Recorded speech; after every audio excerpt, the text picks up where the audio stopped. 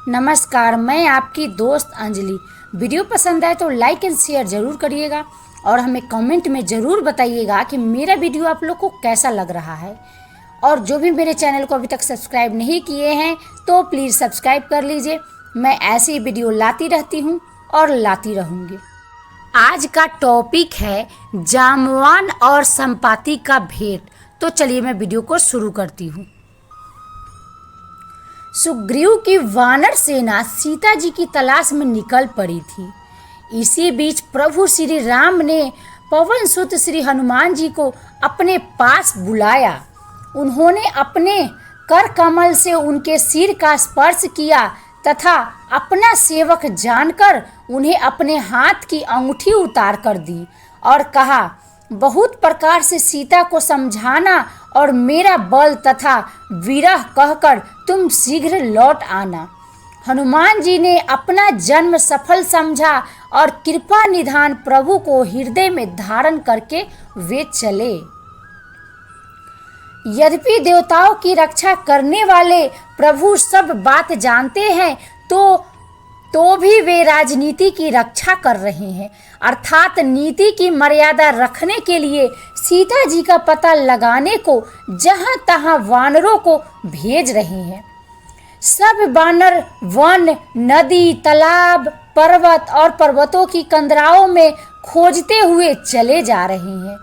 मन श्री राम जी के कार्य में लवलीन है, शरीर तक का प्रेम भूल गया है।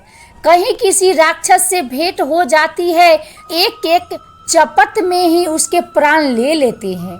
पर्वतों और वनों को बहुत प्रकार से खोज रहे हैं, किंतु मुनि मिल जाता है तो पता पूछने के लिए उसे सब घेर लेते हैं। इतने में ही सबको अत्यंत प्यास लगी, जिससे सब अत्यंत ही व्याकुल हो गए, किंतु जल कहीं नहीं मिला। घने जंगल में सब भुला गए। हनुमान जी ने मन में अनुमान किया कि जल पिए बिना सब लोग मरना ही चाहते हैं। उन्होंने पहाड़ की चोटी पर चढ़कर चारों ओर देखा तो पृथ्वी के अंदर एक गुफा में उन्हें एक कौतुक दिखाई दिया। उसके ऊपर चकवे, बगुले और हंस उड़ रहे हैं और बहुत से पक्षी उसमें प्रवेश कर रहे हैं। पवन कुमार हनुमान जी पर्वत से उतर आए और सबको ले जाकर उन्होंने वह गुफा दिखलाई। सबने हनुमान जी को आगे कर लिया और वे गुफा में घुस गए।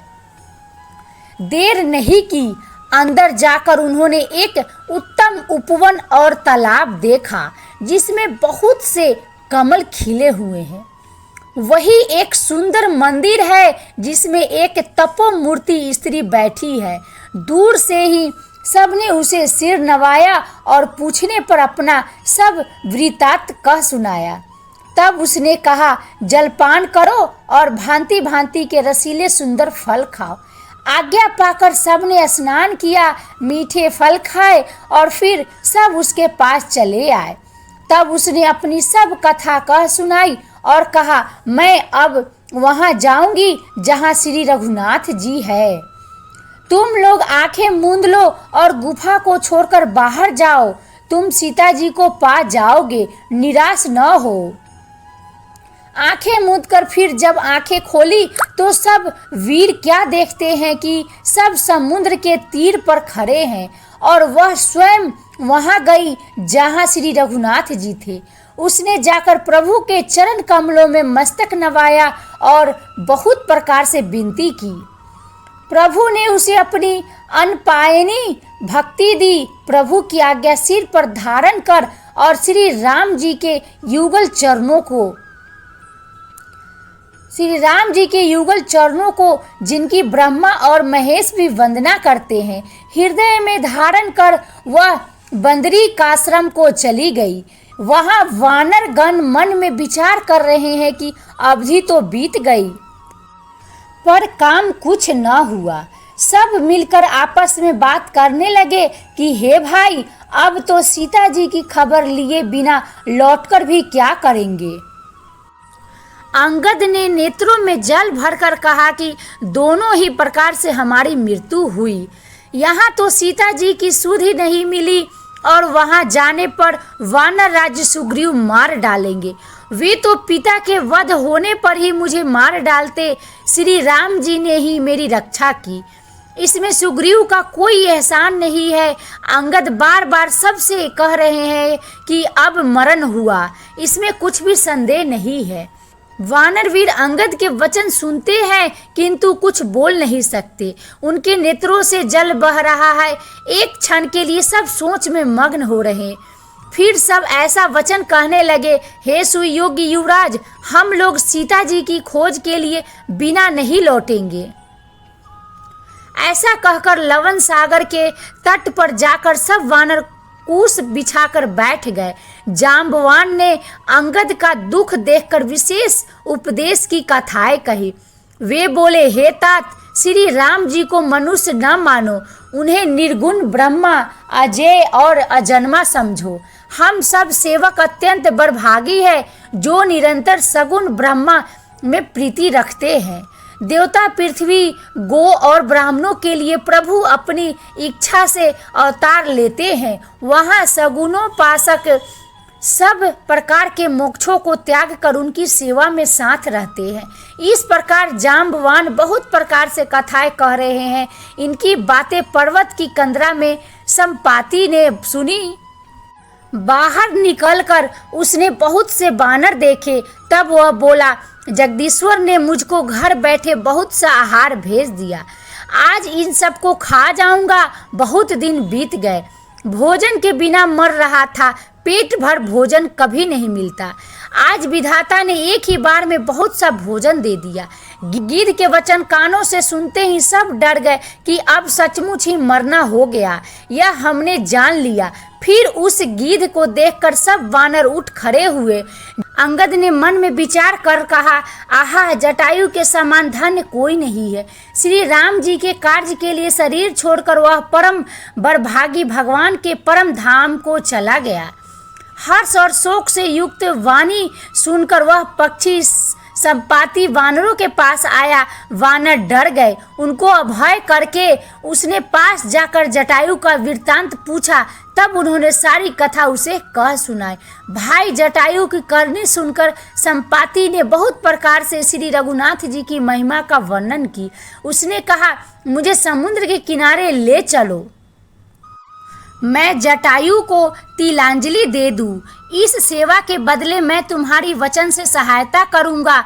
जिसे तुम खोज रहे हो उसे पा जाओगे। समुद्र के तीर पर छोटे भाई जटायु की क्रिया करके संपाति अपनी कथा कहने लगा। हे वीर वानरों, सुनो, हम दोनों भाई उठती जवानी में एक बार आकाश में उड़कर सूर्य के निकट चले गए। वह जटायु तेज नहीं सह सका, इससे लौट आया। मैं अभिमानी था इसलिए सूर्य के पास चला गया। अत्यंत अपार तेज से मेरे पंख जल गए। मैं बड़े जोर से चीख मारकर जमीन पर गिर पड़ा। वहाँ चंद्रमा नाम के एक मुनि थे। मुझे देखकर उन्हें बड़ी दया लगी। उन्होंने बहुत प्रकार से मुझे ज्ञान सुनाया और मेरे देह जनित अभिमान को छुड़ा दिया। उन्होंने कहा, त्रेता युग में साक्षात पर ब्रह्मा मनुष्य शरीर धारण करेंगे। उनकी स्त्री को राक्षसों का राजा हर ले जाएगा। उसकी खोज में प्रभु दूत भेजेंगे। उनसे मिलने पर तू पवित्र हो जाएगा और तेरे पंख उग आएंगे। चिंता न कर, उन्हें तू सीता जी को दिखा देना। मुनि की वह वाणी आज सत्य हुई। अब मेरे वचन सुनकर तुम प्रभु का कार्य करो। त्रिकूट पर्वत पर लंका बसी हुई है। वहाँ स्वभाव से ही निडर रावण रहता है।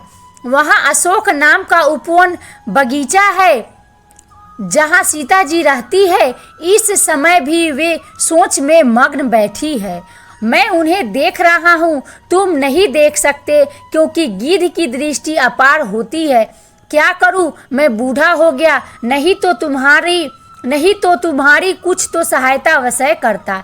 जो 100 योजन समुद्र लांघ सकेगा और बुद्धि निधान होगा, वही श्री राम जी का कार्य कर सकेगा। निराश होकर घबराओ मत। मुझे देखकर मन में धीरज धरो। देखो, श्री राम जी की कृपा से देखते ही देखते मेरा शरीर कैसा हो गया। पापी भी जिनका नाम स्मरण करके अत्यंत पार भव सागर से तर जाते हैं, तुम उनके दूत हो। अतः कायरता छोड़कर श्री राम जी को हृदय में धारण करके उपाय करो। आई होप वीडियो पसंद आई होगी। पसंद है तो ज़्यादा से ज़्यादा शेयर करें। मिलते हैं नेक्स्ट वीडियो में, तब तक के लिए खुश रहिए, खुशियाँ बांटते रहिए। राम जी आप सबका भला करेंगे।